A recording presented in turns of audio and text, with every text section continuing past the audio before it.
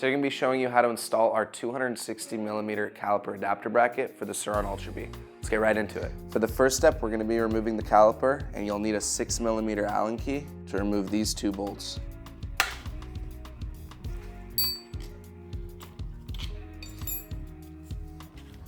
Then you'll remove the caliper bracket from the caliper itself. We're going to transfer these three pieces over to our new bracket. We're going to use an 11mm to remove this piece here.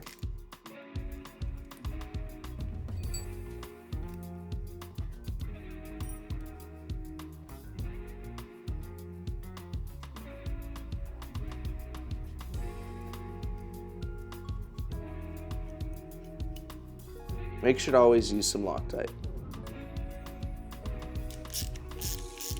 Now we can put everything back together.